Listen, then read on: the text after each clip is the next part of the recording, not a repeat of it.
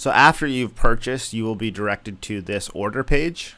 On the right hand side, you'll see a download link for your Scorch plugin, and you'll also see your license key. If you're going to be installing this at a later time, you will get an email from Software Audio with your order confirmation. You can click View Order, and it will open up that same page, which will then show your download. Download the Scorch installer. If you're on a PC, this will be the exe file. Open up the Scorch installer and extract the file. Double click on the Scorch installer. We're going to hit Next, and we are going to click Install. As you can see, this is the path where we are installing the VST version of Scorch. You can also find this information in your Scorch manual. Click Finish, and Scorch has been installed. If you want to find Scorch, go to your C drive, go to Program Files, go to Common Files, go to VST3.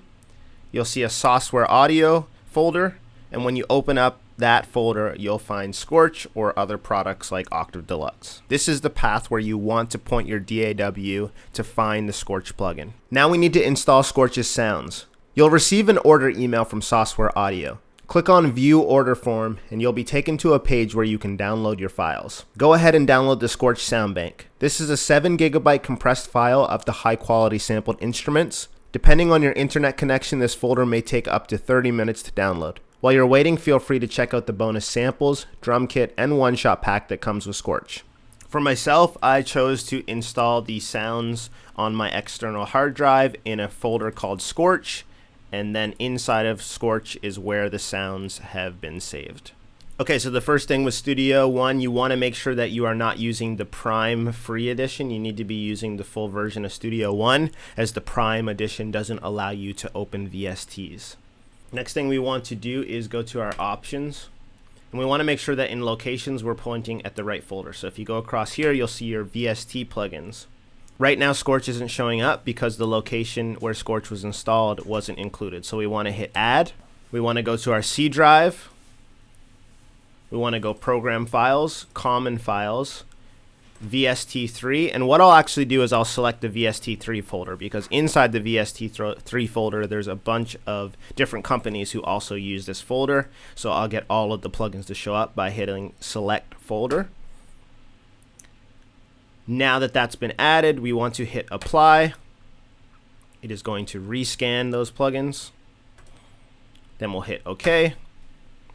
Now that we've rescanned our plugins, I personally like to use the flat instead of the folder. You can also search here and type in Scorch, but if you come to the flat version here and you scroll all the way down to your S's, you will see Scorch pop up. So now you can see Scorch is there, and we double click that. So now you can see Scorch is there. We're going to open this up, and now we can use Scorch in Studio One. The first time that you open up Scorch, you'll need to put in your serial code number. If you need to access that code, go back to the Software Audio order confirmation and hit View Order. After hitting View Order, on your right-hand side, your license key will populate.